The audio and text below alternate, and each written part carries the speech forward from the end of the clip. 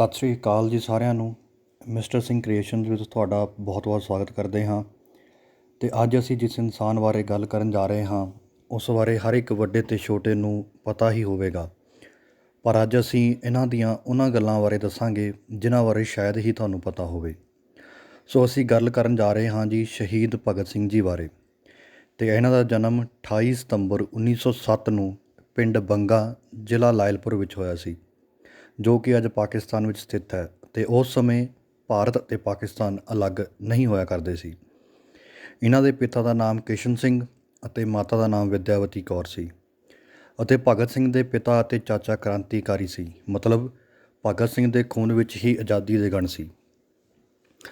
ਭਗਤ ਸਿੰਘ ਜੀ ਬਚਪਨ ਤੋਂ ਹੀ ਨਿਡਰ ਸੀ ਅਤੇ ਉਹਨਾਂ ਦੇ ਵੱਡੀ ਉਮਰ ਵਾਲੇ ਵੀ ਉਹਨਾਂ ਤੋਂ ਡਰਦੇ ਸੀ। ਇੱਕ ਵਾਰ ਬਚਪਨ ਵਿੱਚ ਉਹ ਆਪਣੇ ਪਿਤਾ ਜੀ ਨਾਲ ਖੇਤਾਂ ਵਿੱਚ ਗਏ ਤਾਂ ਉਹਨਾਂ ਪਿਤਾ ਜੀ ਨੂੰ ਪੁੱਛਿਆ ਕਿ ਤੁਸੀਂ ਇੱਥੇ ਕੀ ਕਰਦੇ ਹੋ। ਤਾਂ ਪਿਤਾ ਜੀ ਨੇ ਕਿਹਾ ਕਿ ਅਸੀਂ ਇੱਥੇ ਬੀਜ ਬੀਜਦੇ ਹਾਂ ਤਾਂ ਜੋ ਵੱਡੇ ਹੋ ਕੇ ਇਹ ਸਾਨੂੰ ਅਨਾਜ ਦਿੰਦੇ ਨੇ। ਤਾਂ ਭਗਤ ਸਿੰਘ ਨੇ ਕਿਹਾ ਕਿ ਆਪਾਂ ਇੱਥੇ ਬੰਦੂਕਾਂ ਕਿਉਂ ਨਹੀਂ ਬੀਜਦੇ, ਜੇ ਆਪਣੇ ਕੋਲ ਬੰਦੂਕਾਂ ਹੋਣਗੀਆਂ ਤਾਂ ਅੰਗਰੇਜ਼ਾਂ ਨੂੰ ਅਸੀਂ ਇੱਥੋਂ ਭਜਾ ਸਕਦੇ ਹਾਂ। ਤਾਂ ਇਹ ਗੱਲ ਸੁਣ ਕੇ ਉਹਨਾਂ ਦੇ ਪਿਤਾ ਜੀ ਬਹੁਤ ਖੁਸ਼ ਹੋਏ ਕਿ ਉਹਨਾਂ ਦਾ ਬੇਟਾ ਆਜ਼ਾਦੀ ਦੀ ਰਾਹ 'ਤੇ ਤੁਰ ਪਿਆ ਹੈ। ਅਤੇ ਅੱਗੇ ਗੱਲ ਕਰਦੇ ਹਾਂ 13 ਅਪ੍ਰੈਲ 1919 ਦੀ, ਜਿਸ ਦਿਨ ਨੇ ਭਗਤ ਸਿੰਘ ਦਾ ਸਾਰਾ ਜੀਵਨ ਬਦਲ ਕੇ ਰੱਖ ਦਿੱਤਾ। ਕਿਉਂਕਿ ਇਸ ਦਿਨ ਜੋ ਅੰਮ੍ਰਿਤਸਰ ਜਲ੍ਹਿਆਂਵਾਲਾ ਬਾਗ ਵਿੱਚ ਹੋਇਆ ਉਹ ਆਪਾਂ ਸਭ ਨੂੰ ਪਤਾ ਹੀ ਹੈ। ਅਤੇ ਇਸ ਨਾਲ ਪੂਰਾ ਭਾਰਤ ਹਿੱਲ ਗਿਆ ਸੀ। ਅਤੇ ਇੱਥੇ ਰੋਲੈਟ ਐਕਟ 'ਤੇ ਹੋ ਰਹੀ ਸਭਾ 'ਤੇ ਜਨਰਲ ਡਾਇਰ ਨੇ ਗੋਲੀਬਾਰੀ ਕਰ ਦਿੱਤੀ ਸੀ, ਅਤੇ ਜਿਸ ਕਾਰਨ ਇੱਥੇ ਹਜ਼ਾਰਾਂ ਹੀ ਬੇਕਸੂਰ ਮਾਰੇ ਗਏ ਅਤੇ ਹਜ਼ਾਰਾਂ ਹੀ ਆਪਣੀ ਜਾਨ ਬਚਾਉਣ ਲਈ ਖੂਹ ਵਿੱਚ ਡੁੱਬ ਗਏ। ਅਤੇ ਜਦੋਂ ਭਗਤ ਸਿੰਘ ਨੂੰ ਇਸ ਬਾਰੇ ਪਤਾ ਲੱਗਿਆ ਤਾਂ ਉਹ 20 ਕਿਲੋਮੀਟਰ ਪੈਦਲ ਤੁਰ ਕੇ ਉੱਥੇ ਗਏ ਅਤੇ ਗੋਲੀਆਂ ਦੇ ਨਿਸ਼ਾਨ ਦੇਖ ਕੇ ਉਹ ਬਹੁਤ ਦੁਖੀ ਹੋਏ। ਅਤੇ ਉਹ ਖੂਨ ਵਾਲੀ ਮਿੱਟੀ ਨੂੰ ਇੱਕ ਬੋਤਲ ਵਿੱਚ ਭਰ ਕੇ ਘਰ ਲੈ ਆਏ ਅਤੇ ਕਿਹਾ ਕਿ ਮੈਂ ਇਹਨਾਂ ਅੰਗਰੇਜ਼ਾਂ ਤੋਂ ਬਦਲਾ ਜ਼ਰੂਰ ਲਵਾਂਗਾ। ਅਤੇ ਉਸ ਸਮੇਂ ਉਹਨਾਂ ਦੀ ਉਮਰ ਸਿਰਫ 12 ਸਾਲ ਦੀ ਸੀ। ਵੀਡੀਓ ਨੂੰ ਲਾਸਟ ਤੱਕ ਜ਼ਰੂਰ ਦੇਖਿਓ। ਵੀਡੀਓ ਨੂੰ ਲਾਈਕ, ਸ਼ੇਅਰ ਅਤੇ ਕਮੈਂਟ ਜ਼ਰੂਰ ਕਰਿਓ ਤਾਂ ਕੁਝ ਇਹ ਇਨਫੋਰਮੇਸ਼ਨ ਹੋਰਾਂ ਤੱਕ ਵੀ ਪਹੁੰਚ ਸਕੇ। ਅੱਗੇ ਗੱਲ ਕਰਦੇ ਹਾਂ ਜੀ 1 ਅਗਸਤ 1920 ਨੂੰ। ਇਸ ਦਿਨ ਅਸਹਿਯੋਗ ਅੰਦੋਲਨ ਸ਼ੁਰੂ ਕੀਤਾ ਸੀ, ਜਿਸ ਵਿੱਚ ਗਾਂਧੀ ਜੀ ਨੇ ਸਾਰੇ ਦੇਸ਼ ਵਾਸੀ ਅੰਗਰੇਜ਼ਾਂ ਦੀਆਂ ਬਣਾਈਆਂ ਵਸਤਾਂ ਦਾ ਬਾਈਕਾਟ ਕਰਨ ਲਈ ਕਿਹਾ। ਇਸ ਤਰ੍ਹਾਂ ਅੰਗਰੇਜ਼ਾਂ ਦਾ ਸਾਰਾ ਕੰਮ ਕਾਜ ਠੱਪ ਹੋਵੇਗਾ ਅਤੇ ਉਹ 1 ਸਾਲ ਵਿੱਚ ਭਾਰਤ ਛੱਡ ਜਾਣਗੇ। ਅਤੇ ਦੂਜੇ ਪਾਸੇ ਭਗਤ ਸਿੰਘ ਦਾ ਪਰਿਵਾਰ ਗਾਂਧੀ ਜੀ ਤੋਂ ਬਹੁਤ ਪ੍ਰਭਾਵਿਤ ਸੀ ਅਤੇ ਉਹ ਗਾਂਧੀ ਜੀ ਦੇ ਹਰ ਅੰਦੋਲਨ ਦਾ ਸਮਰਥਨ ਕਰਦੇ ਸੀ। ਅਤੇ ਜਿਸ ਤੋਂ ਬਾਅਦ ਭਗਤ ਸਿੰਘ ਜੀ ਵੀ ਉਹਨਾਂ ਦੇ ਅੰਦੋਲਨ ਨਾਲ ਜੁੜ ਗਏ ਅਤੇ ਭਗਤ ਸਿੰਘ ਨੇ ਉਹਨਾਂ ਦੀ ਗੱਲ 'ਤੇ ਅਮਲ ਕਰਦੇ ਹੋਏ ਅੰਗਰੇਜ਼ਾਂ ਦੀਆਂ ਪੁਸਤਕਾਂ ਨੂੰ ਵੀ ਜਲਾ ਦਿੱਤਾ। ਅਤੇ 5 ਫਰਵਰੀ 1922 ਨੂੰ ਚੌਰੀ ਚੌਰਾ ਨਾਮ ਦੀ ਜਗ੍ਹਾ 'ਤੇ ਅੰਦੋਲਨ ਕੀਤਾ ਹੋਇਆ ਸੀ, ਕਿਉਂਕਿ ਉੱਥੇ ਅੰਗਰੇਜ਼ਾਂ ਦਾ ਬਣਾਇਆ ਹੋਇਆ ਸਮਾਨ ਵਿਕਦਾ ਸੀ। ਅਤੇ ਉੱਥੇ ਹੀ ਭਗਤ ਸਿੰਘ ਜੀ ਵੀ ਸ਼ਾਮਿਲ ਸੀ। ਅਤੇ ਉੱਥੇ ਅੰਦੋਲਨ ਨੂੰ ਰੋਕਣ ਲਈ ਇੱਕ ਪੁਲਿਸ ਵਾਲੇ ਨੇ ਗੋਲੀਆਂ ਚਲਾ ਦਿੱਤੀਆਂ, ਜਿਸ ਨਾਲ ਕੁਝ ਲੋਕ ਵੀ ਮਾਰੇ ਗਏ।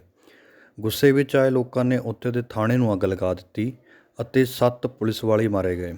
ਗਾਂਧੀ ਜੀ ਨੇ ਇਹ ਅੰਦੋਲਨ ਇਹ ਕਹਿ ਕੇ ਬੰਦ ਕਰ ਦਿੱਤਾ ਕਿ ਮੈਂ ਅਹਿੰਸਾ ਵਿੱਚ ਭਰੋਸਾ ਰੱਖਦਾ ਹਾਂ, ਸਾਡਾ ਦੇਸ਼ ਹਜੇ ਆਜ਼ਾਦੀ ਲਈ ਪੂਰੀ ਤਰ੍ਹਾਂ ਤਿਆਰ ਨਹੀਂ ਹੋਇਆ। ਉਹਨਾਂ ਦਾ ਕਹਿਣਾ ਸੀ ਕਿ ਪਿਆਰ ਮੁਹੱਬਤ ਨਾਲ ਹੀ ਦੇਸ਼ ਆਜ਼ਾਦ ਕਰਾਵਾਂਗੇ, ਇੱਦਾਂ ਆਜ਼ਾਦੀ ਨਹੀਂ ਜਾ ਸਕਦੀ। ਪਰ ਗਾਂਧੀ ਜੀ ਨੂੰ ਇਹ ਨਹੀਂ ਪਤਾ ਸੀ ਕਿ ਲਾਤੋਂ ਕੇ ਪੂਤ ਬਾਤੋਂ ਸੇ ਨਹੀਂ ਮਾਨਤੇ। ਅਤੇ ਇਹੀ ਕਾਰਨ ਸੀ ਕਿ ਭਗਤ ਸਿੰਘ ਅਤੇ ਉਹਨਾਂ ਦਾ ਪਰਿਵਾਰ ਬਹੁਤ ਦੁਖੀ ਹੋਏ ਅਤੇ ਉਹਨਾਂ ਤੋਂ ਅਲੱਗ ਹੋ ਗਏ। ਅਤੇ ਹੁਣ 2 ਦਲ ਬਣ ਗਏ ਸੀ, ਇੱਕ ਨਰਮ ਦਲ ਅਤੇ ਦੂਜਾ ਗਰਮ ਦਲ। ਅਤੇ ਇਸ ਤੋਂ ਬਾਅਦ ਭਗਤ ਸਿੰਘ ਜੀ ਨੇ ਬਹੁਤ ਸਾਰੇ ਪ੍ਰਦਰਸ਼ਨ ਆਰੰਭ ਕੀਤੇ ਅਤੇ ਉਹ ਹੋਰ ਕਾਰੀਆਂ ਨਾਲ ਵੀ ਜੁੜ ਗਏ, ਜਿਨ੍ਹਾਂ ਵਿੱਚ ਸੁਖਦੇਵ ਜੀ, ਚੰਦਰ ਸ਼ੇਖਰ ਆਜ਼ਾਦ ਜੀ ਅਤੇ ਰਾਜਗੁਰੂ ਵੀ ਸਨ। ਇਸ ਤੋਂ ਬਾਅਦ ਭਗਤ ਸਿੰਘ ਨੇ 1 ਅਗਸਤ 1925 ਨੂੰ ਕੋਕਰੀ ਵਿਖੇ ਗੋਲੀ ਕਾਂਡ ਕੀਤਾ। ਮਤਲਬ ਅੰਦੋਲਨ ਚੱਲਦਾ ਰੱਖਣ ਲਈ ਅਤੇ ਹਥਿਆਰ ਰੱਖਣ ਲਈ ਉਹਨਾਂ ਨੇ ਅੰਗਰੇਜ਼ਾਂ ਦਾ ਪੈਸਾ ਇੱਕ ਚੱਲਦੀ ਟ੍ਰੇਨ ਵਿੱਚੋਂ ਲੁੱਟ ਲਿਆ ਅਤੇ ਉਹਨਾਂ ਵਿੱਚੋਂ ਕੁਝ ਸਾਥੀ ਫੜੇ ਗਏ, ਜਿਨ੍ਹਾਂ ਵਿੱਚੋਂ 4 ਨੂੰ ਫਾਂਸੀ ਦੀ ਸਜ਼ਾ ਅਤੇ 16 ਨੂੰ ਉਮਰ ਕੈਦ ਸੁਣਾਈ ਗਈ। ਅਤੇ ਇਸ ਤੋਂ ਬਾਅਦ ਭਗਤ ਸਿੰਘ ਜੀ ਬਹੁਤ ਦੁਖੀ ਹੋਏ। ਇਸ ਤੋਂ ਬਾਅਦ 30 ਅਕਤੂਬਰ 1928 ਵਿੱਚ ਸਾਈਮਨ ਕਮਿਸ਼ਨ ਵਾਪਸ ਜਾਓ ਦੇ ਅੰਦੋਲਨ ਸ਼ੁਰੂ ਹੋਏ ਅਤੇ ਲਾਹੌਰ ਦੇ ਵਿੱਚ ਲਾਲਾ ਲਾਜਪਤ ਰਾਏ ਜੀ ਦੇ ਨਾਲ ਭਗਤ ਸਿੰਘ ਜੀ ਵੀ ਮੌਜੂਦ ਸੀ ਅਤੇ ਇੱਥੇ ਹੀ ਲਾਠੀਚਾਰਜ ਦੌਰਾਨ ਲਾਲਾ ਲਾਜਪਤ ਰਾਏ ਜੀ ਦੀ ਮੌਤ ਹੋ ਗਈ ਅਤੇ ਮਰਨ ਲੱਗੇ ਉਹਨਾਂ ਕਿਹਾ ਸੀ, ਮੇਰੀ ਬੱਜੀ ਇੱਕ ਇੱਕ ਲਾਠੀ ਅੰਗਰੇਜ਼ਾਂ ਦੇ ਤਾਬੂਤ ਵਿੱਚ ਇੱਕ ਇੱਕ ਕਿੱਲ ਦਾ ਕੰਮ ਕਰੇਗੀ। 19 ਨਵੰਬਰ 1928 ਇਸ ਦਿਨ ਲਾਲਾ ਲਾਜਪਤ ਰਾਏ ਜੀ ਦੀ ਮੌਤ ਹੋ ਗਈ ਅਤੇ ਉਹਨਾਂ ਦੀ ਮੌਤ 'ਤੇ ਭਗਤ ਸਿੰਘ ਨੇ ਕਿਹਾ ਕਿ ਲਾਲਾ ਜੀ ਮੇਰੇ ਪਿਤਾ ਸਮਾਨ ਸਨ, ਮੈਂ ਇਹਨਾਂ ਦੀ ਮੌਤ ਦਾ ਬਦਲਾ ਜ਼ਰੂਰ ਲਵਾਂਗਾ। ਅਤੇ ਜਿਸ ਤੋਂ ਬਾਅਦ ਉਹਨਾਂ ਨੇ ਆਪਣੇ ਦੋਸਤਾਂ ਸਮੇਤ ਅੰਗਰੇਜ਼ ਪੁਲਿਸ ਅਫਸਰ ਸਕਾਟ ਨੂੰ ਮਾਰਨ ਦੀ ਸਾਜ਼ਿਸ਼ ਕੀਤੀ, ਜਿਨ੍ਹਾਂ ਨੇ ਗੋਲੀਬਾਰੀ ਕੀਤੀ ਸੀ। ਅਤੇ 17 ਦਸੰਬਰ 1928 ਨੂੰ ਜੈਗੋਪਾਲ ਨਾਮ ਦੀ ਜਗ੍ਹਾ 'ਤੇ ਭਗਤ ਸਿੰਘ, ਜੈਪਾਲ, ਰਾਜਗੁਰੂ ਅਤੇ ਚੰਦਰ ਸ਼ੇਖਰ ਆਜ਼ਾਦ ਜੀ ਨੇ ਜਾ ਕੇ ਮੋਰਚਾ ਲਾ ਲਿਆ, ਪਰ ਸਕਾਟ ਦੀ ਜਗ੍ਹਾ ਉਹਨਾਂ ਨੇ ਸੌਂਡਰਸ ਨੂੰ ਵੇਖ ਕੇ ਸੌਂਡਰਸ ਨੂੰ ਹੀ ਮਾਰ ਦਿੱਤਾ, ਜੋ ਕਿ ਅੰਗਰੇਜ਼ਾਂ ਦਾ ਗਲਤ ਅਫਸਰ ਸੀ। ਅਤੇ ਇਸ ਤਰ੍ਹਾਂ ਉਹਨਾਂ ਨੇ ਲਾਲਾ ਲਾਜਪਤ ਰਾਏ ਜੀ ਦੀ ਮੌਤ ਦਾ ਬਦਲਾ ਲੈ ਲਿਆ।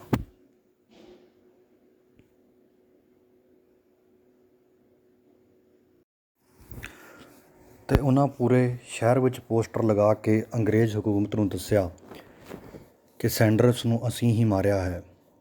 ਅਤੇ ਇਸ ਘਟਨਾ ਤੋਂ ਬਾਅਦ ਭਗਤ ਸਿੰਘ ਨੇ ਆਪਣੇ ਵਾਲ ਕਟਵਾ ਲਏ ਸੀ ਤਾਂ ਜੋ ਉਹਨਾਂ ਨੂੰ ਪਛਾਣਿਆ ਨਾ ਜਾ ਸਕੇ। ਇਸ ਤੋਂ ਬਾਅਦ 8 ਅਪ੍ਰੈਲ 1929 ਨੂੰ ਭਗਤ ਸਿੰਘ ਅਤੇ ਉਹਨਾਂ ਦੇ ਸਾਥੀ ਬਟੁਕੇਸ਼ਵਰ ਦੱਤ ਨੇ ਦਿੱਲੀ ਦੀ ਅਸੈਂਬਲੀ ਵਿੱਚ ਬੰਬ ਗੇਰਿਆ ਸੀ, ਕਿਉਂਕਿ ਉੱਥੇ ਮਜ਼ਦੂਰ ਵਿਰੋਧੀ ਬਿੱਲ ਪਾਸ ਹੋਣ ਵਾਲਾ ਸੀ, ਜਿਸ ਦੇ ਵਿਰੋਧ ਵਿੱਚ ਭਗਤ ਸਿੰਘ ਜੀ ਨੇ ਇਹ ਕੀਤਾ। ਪਰ ਇਹ ਬੰਬ ਕਿਸੇ ਨੂੰ ਮਾਰਨ ਕਰਕੇ ਨਹੀਂ, ਬਲਕਿ ਇਸ ਲਈ ਸੁੱਟਿਆ ਸੀ ਕਿ ਬੋਲੇ ਅੰਗਰੇਜ਼ਾਂ ਦੇ ਕੰਨਾਂ ਵਿੱਚ ਆਵਾਜ਼ ਪੈ ਸਕੇ। ਬੰਬ ਸੁੱਟਣ ਤੋਂ ਬਾਅਦ ਭਗਤ ਸਿੰਘ ਭੱਜੇ ਨਹੀਂ, ਸਗੋਂ ਉੱਥੇ ਹੀ ਖੜ੍ਹੇ ਰਹੇ ਅਤੇ ਖੜ੍ਹ ਕੇ ਨਾਅਰੇ ਲਾਉਣ ਲੱਗੇ ਅਤੇ ਉਹਨਾਂ ਨੂੰ ਪੁਲਿਸ ਨੂੰ ਗ੍ਰਿਫਤਾਰ ਕਰ ਲਿਆ, ਕਿਉਂਕਿ ਭਗਤ ਸਿੰਘ ਦਾ ਮੰਨਣਾ ਸੀ ਕਿ ਮੇਰਾ ਜੀਵਨ ਇੰਨਾ ਜ਼ਰੂਰੀ ਨਹੀਂ ਜਿੰਨਾ ਅੰਗਰੇਜ਼ਾਂ ਦੇ ਕਾਲੇ ਕਾਰਨਾਮਿਆਂ ਨੂੰ ਅੱਗੇ ਲਿਆਉਣਾ ਜ਼ਰੂਰੀ ਹੈ। ਅਤੇ ਇਸ ਤੋਂ ਬਾਅਦ ਜਿੱਥੇ ਜੇਲ੍ਹ ਵਿੱਚ ਉਹਨਾਂ ਨੂੰ ਰੱਖਿਆ ਜਾਂਦਾ ਸੀ, ਉੱਥੇ ਭਾਰਤ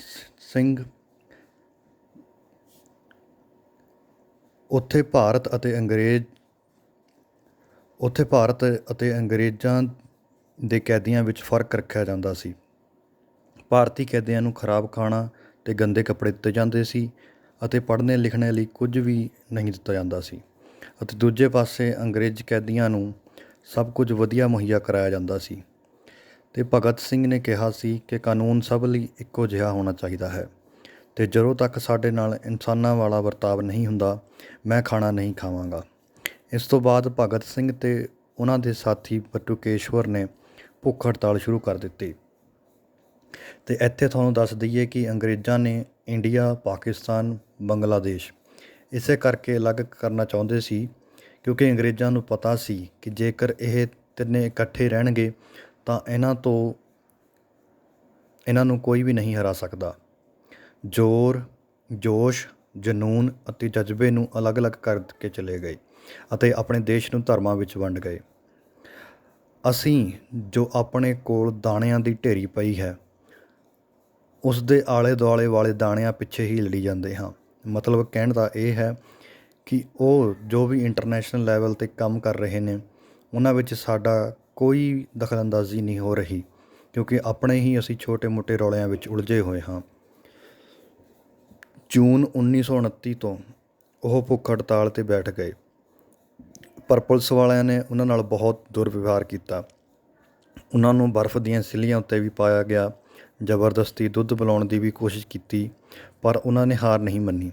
ਇਸ ਤੋਂ ਬਾਅਦ ਭਗਤ ਸਿੰਘ ਨੂੰ ਲਾਹੌਰ ਦੀ ਜੇਲ੍ਹ ਵਿੱਚ ਭੇਜ ਦਿੱਤਾ ਗਿਆ ਅਤੇ ਉੱਥੇ ਉਹਨਾਂ ਦੇ ਹੋਰ 3 ਸਾਥੀਆਂ ਨੇ ਵੀ ਭੁੱਖ ਹੜਤਾਲ ਸ਼ੁਰੂ ਕਰ ਦਿੱਤੀ ਅਤੇ ਪੁਲਿਸ ਵਾਲਿਆਂ ਨੇ ਪਾਣੀ ਦੇ ਘੜੇ ਵਿੱਚ ਦੁੱਧ ਰੱਖਣਾ ਸ਼ੁਰੂ ਕਰ ਦਿੱਤਾ ਤਾਂ ਜੋ ਉਹ ਭੁੱਖ ਹੜਤਾਲ ਤੋੜ ਸਕਣ। ਪਰ ਪਤਾ ਨਹੀਂ ਉਹ ਕਿਸ ਮਿੱਟੀ ਦੇ ਬਣੇ ਹੋਏ ਸੀ। ਉਹਨਾਂ ਨੇ ਹਾਰ ਨਹੀਂ ਮੰਨੀ, ਜਿਸ ਤੋਂ ਬਾਅਦ 5 ਅਕਤੂਬਰ 1929 ਨੂੰ ਅੰਗਰੇਜ਼ਾਂ ਨੇ ਇਹਨਾਂ ਅੱਗੇ ਘੁਟਨੇ ਟੇਕ ਦਿੱਤੇ ਅਤੇ ਭਗਤ ਸਿੰਘ ਦੀਆਂ ਸਾਰੀਆਂ ਮੰਗਾਂ ਨੂੰ ਮੰਨ ਲਿਆ ਅਤੇ ਸਾਰਾ ਕੁਝ ਮੁਹੱਈਆ ਕਰਵਾਇਆ। ਭਗਤ ਸਿੰਘ ਅਤੇ ਬਟੁਕੇਸ਼ਵਰ ਜੀ ਨੇ 116 ਦਿਨ ਆਪਣੀ ਭੁੱਖ ਹੜਤਾਲ ਕਾਇਮ ਰੱਖੀ, ਜਿਸ ਦੌਰਾਨ ਭਗਤ ਸਿੰਘ ਜੀ ਦਾ ਵਜ਼ਨ ਵੀ 6 ਤੋਂ 7 ਕਿਲੋ ਘਟ ਗਿਆ ਸੀ। 7 ਅਕਤੂਬਰ 1930 ਨੂੰ ਕੋਰਟ ਨੇ ਭਗਤ ਸਿੰਘ, ਰਾਜਗੁਰੂ ਸੁਖਦੇਵ ਜੀ ਨੂੰ ਫਾਂਸੀ ਦੀ ਸਜ਼ਾ ਸੁਣਾਈ ਅਤੇ ਇਸ ਤੋਂ ਬਾਅਦ ਭਗਤ ਸਿੰਘ ਜੀ ਨੇ ਲੇਖ ਲਿਖਣੇ ਸ਼ੁਰੂ ਕਰ ਦਿੱਤੇ ਸੀ। 7 ਅਕਤੂਬਰ 1930 ਨੂੰ ਕੋਰਟ ਨੇ ਭਗਤ ਸਿੰਘ, ਰਾਜਗੁਰੂ ਅਤੇ ਸੁਖਦੇਵ ਜੀ ਨੂੰ ਫਾਂਸੀ ਦੀ ਸਜ਼ਾ ਸੁਣਾਈ ਅਤੇ ਇਸ ਤੋਂ ਬਾਅਦ ਭਗਤ ਸਿੰਘ ਜੀ ਨੇ ਲੇਖ ਲਿਖਣੇ ਸ਼ੁਰੂ ਕਰ ਦਿੱਤੇ ਸੀ ਤਾਂ ਜੋ ਲੋਕ ਇਹਨਾਂ ਨੂੰ ਪੜ੍ਹ ਕੇ ਜੋਸ਼ ਵਿੱਚ ਆਉਣ। ਭਗਤ ਸਿੰਘ ਜੀ ਨੂੰ ਕਿਤਾਬਾਂ ਪੜ੍ਹਨ ਦਾ ਸ਼ੌਂਕ ਸ਼ੁਰੂ ਤੋਂ ਹੀ ਸੀ। ਇਹਨਾਂ ਨੇ ਸਾਰਿਆਂ ਨੂੰ ਇਹ ਕਹਿ ਦਿੱਤਾ ਸੀ ਕਿ ਜੋ ਕੋਈ ਵੀ ਇਹਨਾਂ ਨੂੰ ਜੇਲ੍ਹ ਵਿੱਚ ਮਿਲਣ ਆਵੇ ਤਾਂ ਉਹ ਘੱਟੋ ਘੱਟ ਇੱਕ ਕਿਤਾਬ ਜ਼ਰੂਰ ਲੈ ਕੇ ਆਵੇ। ਇਹਨਾਂ ਨੇ ਜੇਲ੍ਹ ਵਿੱਚ 300 ਦੇ ਕਰੀਬ ਕਿਤਾਬਾਂ ਪੜ੍ਹ ਦਿੱਤੀਆਂ।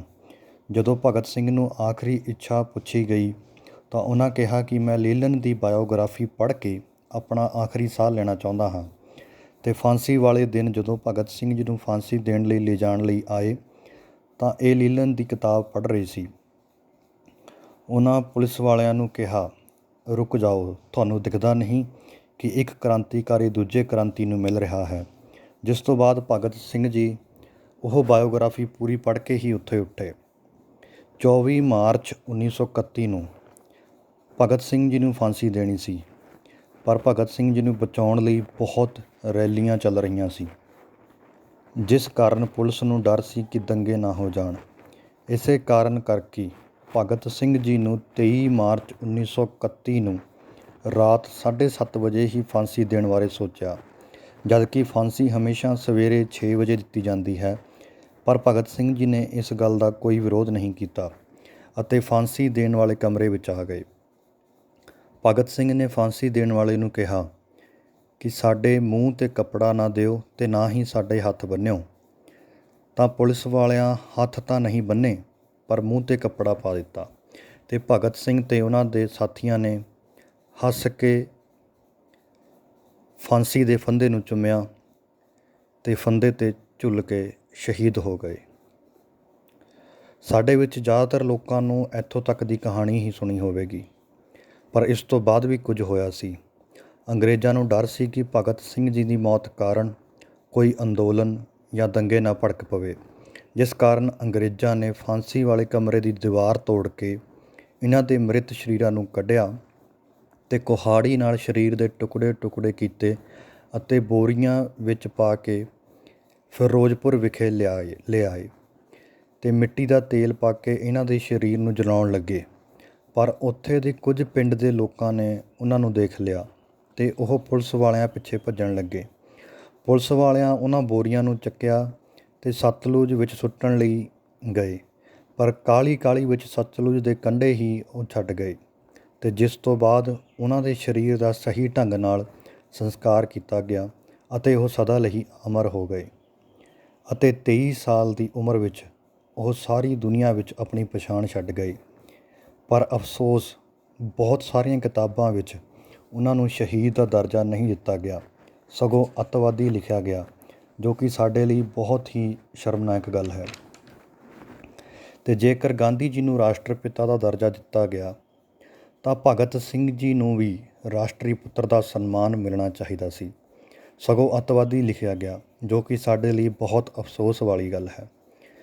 ਜਦੋਂ ਭਗਤ ਸਿੰਘ ਕਾਲਜ ਵਿੱਚ ਸੀ ਤਾਂ ਇਹਨਾਂ ਨੂੰ ਤਕਰੀਬਨ 300 ਦੇ ਕਰੀਬ ਕਿਤਾਬਾਂ ਪੜ੍ਹ ਦਿੱਤੀਆਂ, ਜੋ ਕਿ ਅੰਗਰੇਜ਼ ਕ੍ਰਾਂਤੀਕਾਰੀਆਂ ਦੀਆਂ ਸੀ, ਜਿਨ੍ਹਾਂ ਕਾਰਨ ਭਗਤ ਸਿੰਘ ਨੇ ਉਹ ਸਭ 23 ਸਾਲ ਵਿੱਚ ਕਰ ਦਿੱਤਾ, ਜੋ ਕਿ 90 ਸਾਲ ਦਾ ਇਨਸਾਨ ਸੋਚ ਵੀ ਨਹੀਂ ਸਕਦਾ ਸੀ।